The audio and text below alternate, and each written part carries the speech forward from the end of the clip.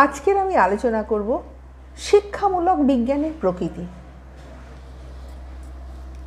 শিক্ষা মনোবিজ্ঞান সাধারণ মনোবিজ্ঞানের নিছক প্রয়োগশাস্ত্র নয়, অর্থাৎ মনোবিজ্ঞানের সূত্রগুলোকে শিক্ষাক্ষেত্রে প্রয়োগ করাই শিক্ষা মনোবিজ্ঞানের একমাত্র কর্তব্য নয়। একথা সত্য যে মনোবিজ্ঞানের সূত্রগুলোকে শিক্ষায় বিশেষভাবে প্রয়োগ করা থেকে শিক্ষা মনোবিজ্ঞানের আলাদা শাস্ত্র হিসাবে জন্ম লাভ করেছে, কিন্তু তবুও তা মনোবিজ্ঞানের নিছক অ্যাপ্লাইড রূপ নয়।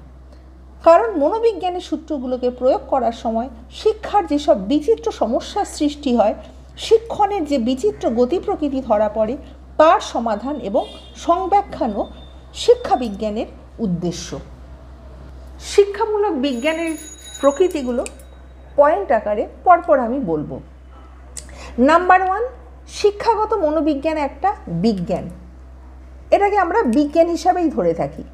বিজ্ঞান সত্যের পর্যবেক্ষণ এবং যাচাইযোগ্য সাধারণ আইন প্রতিষ্ঠার সাথে সম্পর্কিত গবেষণার একটা শাখা, এবং বিজ্ঞান যে কথাগুলো বলে সেগুলো সার্বজনীনভাবে সবসময় সত্য হয়ে থাকে।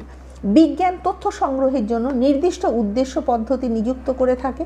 এর বাস্তব বিষয়গুলো বোঝার, ব্যাখ্যা করার, ভবিষ্যৎবাণী করা এবং নিয়ন্ত্রণের উদ্দেশ্য রয়েছে। অন্যান্য বিজ্ঞানের মতো শিক্ষাগত মনোবিজ্ঞানও তথ্য সংগ্রহের উদ্দেশ্যমূলক পদ্ধতিগুলো তৈরি করেছে। এটা মানুষের আচরণ বোঝার, ভবিষ্যৎবাণী করা এবং নিয়ন্ত্রণ করতেও লক্ষ্য করে। সুতরাং এখানে দেখা যাচ্ছে যে শিক্ষাগত মনোবিজ্ঞান, সে বিজ্ঞান যেভাবে চলছে সে কিন্তু ঠিক সেইভাবেই চলছে, একই ধারা অনুসরণ করে চলছে।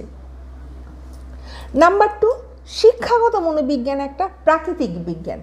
তার কারণ হলো একজন শিক্ষাগত মনোবিজ্ঞানী তার তদন্ত পরিচালনা করেন, তার ডাটা সংগ্রহ করে এবং পদার্থবিদ বা জীববিজ্ঞানী হিসাবে ঠিক তারা যেভাবে সিদ্ধান্তে পৌঁছান, মনোবিজ্ঞানের ঠিক সেই রকমভাবে তার নিয়ম অনুযায়ী সিদ্ধান্তে পৌঁছান।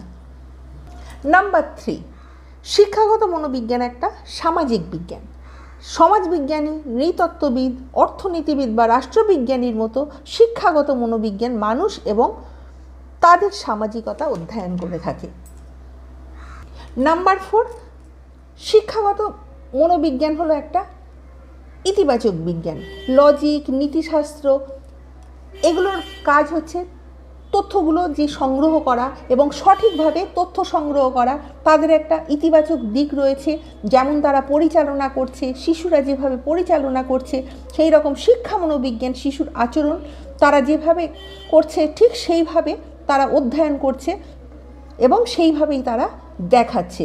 সুতরাং এটা একটা ইতিবাচক বিজ্ঞান। নাম্বার 5,